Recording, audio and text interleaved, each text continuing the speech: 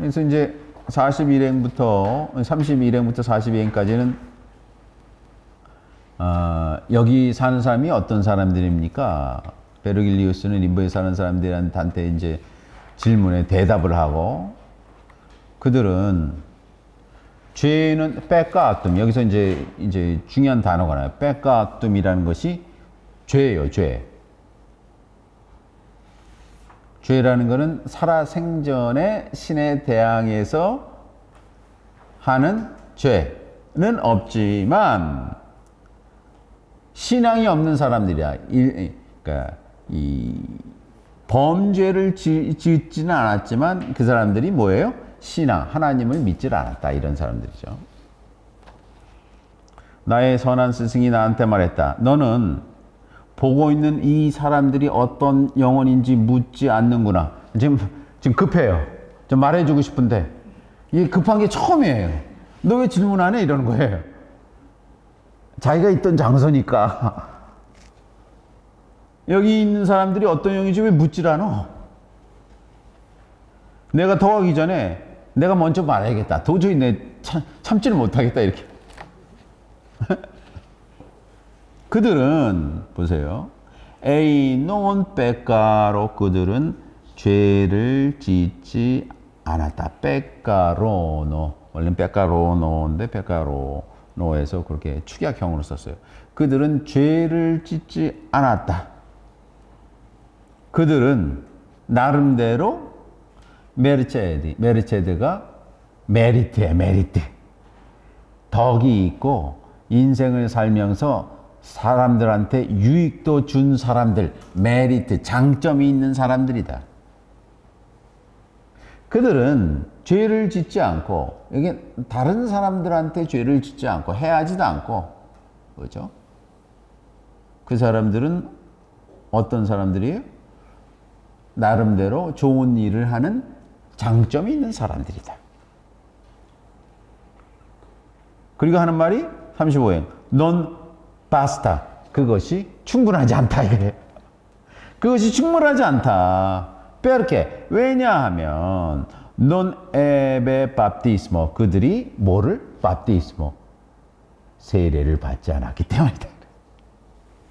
제 포르타. 세례라는 것에 대해서 정의를 했어요. 포르타. 기둥이다. 문이다. 다른 구원으로 들어가는 문이 되는 거예요. 들라 페데 페이스. 믿음의 문인데 제투 크레디.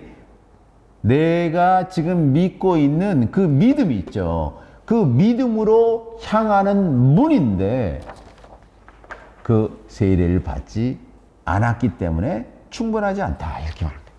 그들이 세상에 살면서 다른 사람을 해하는 빼까또 범죄를 저지지 않았고 나름대로 자신들의 가치와 자신들의 장점도 있고 덕이 있었지만 한 가지 부족한 것이 있는데 그것이 세례를 받지 않았기 때문이다. 이렇게. 그리고 만일 그들이 그리스도인 이전에 살았다면 그들은 하나님에게 올바로 예배하지 못했다. 이건 사실은 바울이 다 해결한 문제인데, 그렇죠? 바울이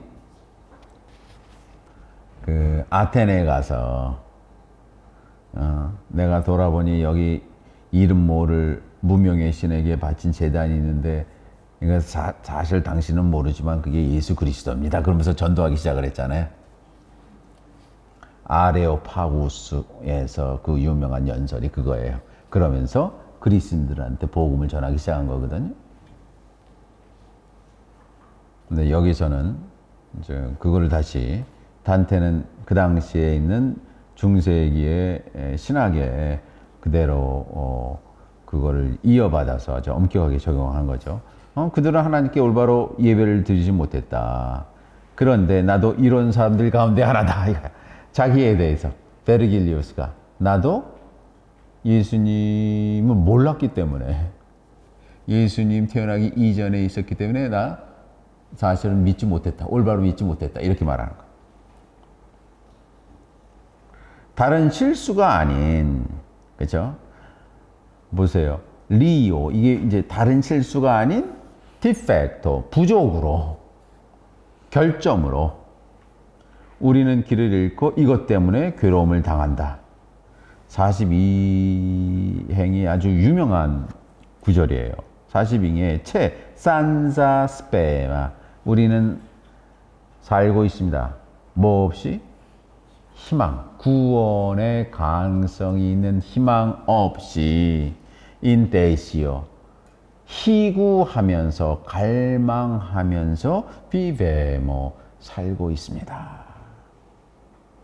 이들은 슬픕니다. 그 슬픔은 무엇인가를 바라고 있지만 실제로 이루어질 거라는 희망이 없는 상태이기 때문에 슬퍼라는 거예요.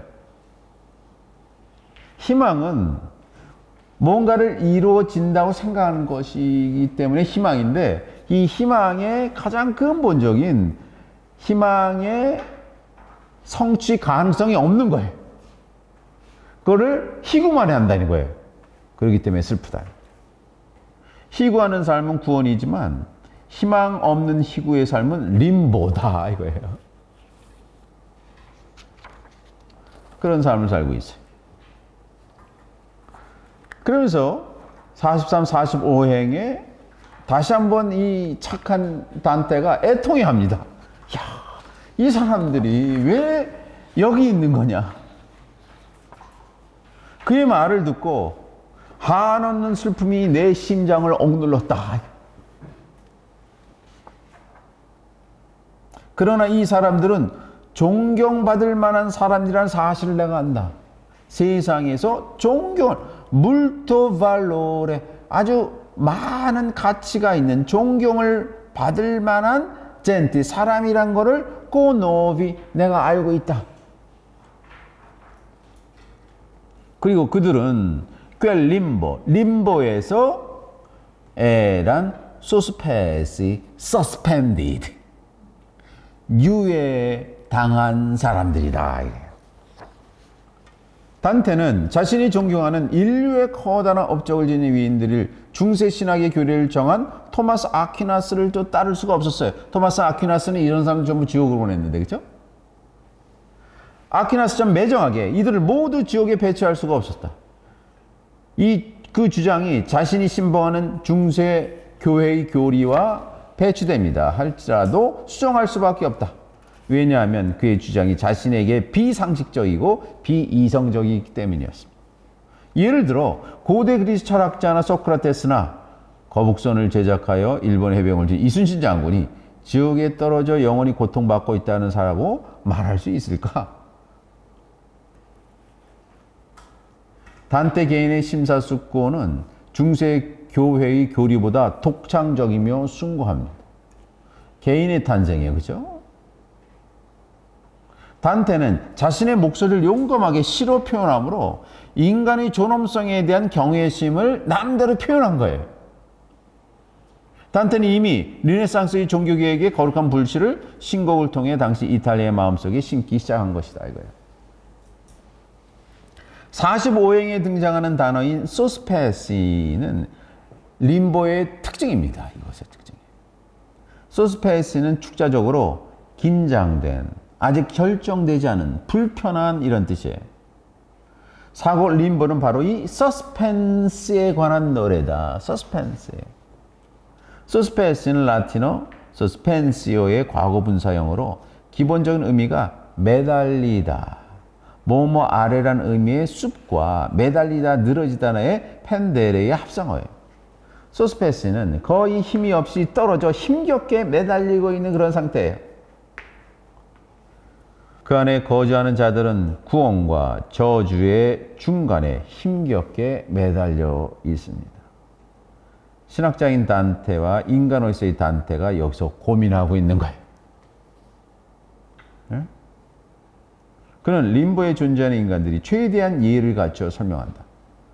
단테는 말을 주도하는 베르글리우스와 얘기하면서 틈틈이 이들을 묘사하는 25행 가운데 존경이란 단어, 오노를 존경하는 이거를 5번이나 사용합니다. 이들은 이 이상한 중간 기대에 생명과 변함이 없는 지역에 거주합니다. 하고 있다. 이게 이제 림보입니다. 45행까지. 그래서 45행부터 이제 이 이후에는 여기 있는 사람들이 왜 여기 있는가를 베르길리우스한테 계속 질문을 해요. 그 이유를. 그래서 그 내용이 나오고 그 이제 사곡의 마지막 부분에는 여기 있는 그 고대 그리스, 로마의 철학자들, 이슬람의 신학자들의 명단이 쭉 나오고 그들의 특징을 한 줄로 착착착착 정리해서 쭉 나옵니다. 그래서 그게 림보다. 이렇게 하시면 되겠어요.